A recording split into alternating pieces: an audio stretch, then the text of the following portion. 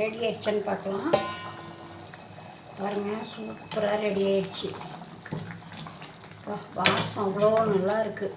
எனக்கு ரொம்ப பிடிக்கும். இப்போ நீங்கள் வேலைக்கு போகிறீங்க, நீங்கள் லேடிஸ் வந்து எந்த நேரமும் செஞ்சிட்ருக்க முடியாது, பிள்ளைங்களாம் இருக்கிறாங்க, செஞ்சு வைக்க முடியல அப்படின்னு சொன்னால் அடுப்பு ஆஃப் பண்ணிடலாம். நீங்கள் இந்த மாதிரி செஞ்சு வச்சிட்டிங்கன்னா 3 நேரமும் கூட பிள்ளைங்க இதை ஊற்றி சாப்பிடுவாங்க. அவ்வளோ டேஸ்ட்டாக இருக்கும். நீங்கள் செஞ்சு பார்த்துட்டு எப்படி இருக்குன்னு சொல்லுங்கள். சரி, தட்டில் சாப்பாடு போட்டு குழம்பு ஊற்றுறேன். எடுத்து வச்சுக்கலாம்.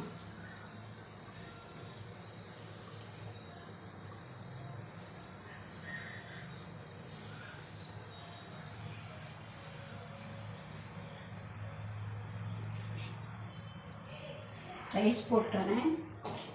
சாப்பாடு சூடாக வச்சுருக்கேன்.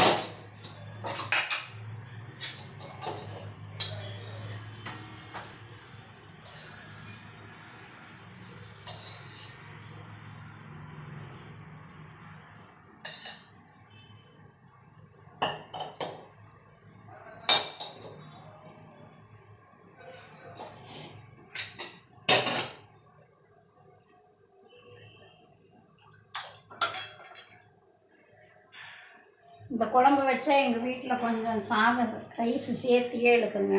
அவ்வளோ பிடிக்கும். எல்லோரும் விரும்பி சாப்பிடுவாங்க.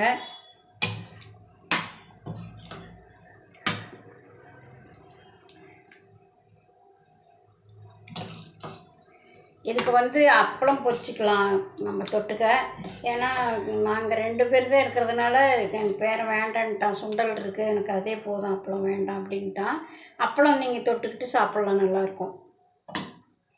அவ்வளோ நல்லாயிருக்கும்.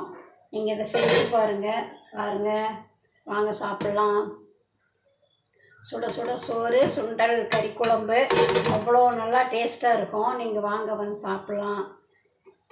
இதை செஞ்சு பார்த்துட்டு இந்த வீடியோ நாங்கள் இன்றைக்கி தான் ஃபஸ்ட்டு வீடியோ.